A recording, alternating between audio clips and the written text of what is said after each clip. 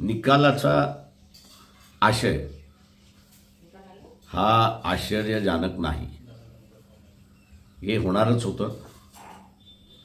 याचं कारण की ज्यावेळेस इलेक्शन कमिशन आणि इलेक्शन कमिशनचा निर्णय सुप्रीम कोर्ट आम्ही हस्तक्षेप करणार नाही असं ज्यावेळेस म्हटलं, त्यावेळेस पक्ष आणि सिम्बॉल हा एकनाथ शिंदेंकडे गेला.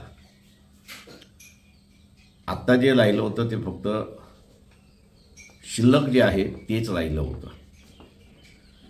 शिल्लक काय होतं तर हे क्वालिफाईड आहे की डिस्क्वालिफाईड आहे.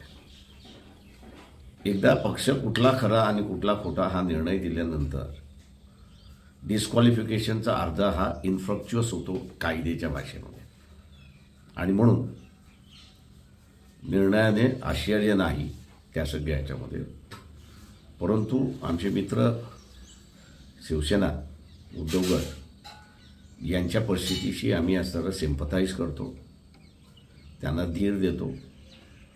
निर्णय विरोधात घेतला असला तरी चालेल, पण आपण एकत्र त्या ठिकाणी लढू शकतो आणि या प्रवृत्तींना आपण विरोध करू शकतो.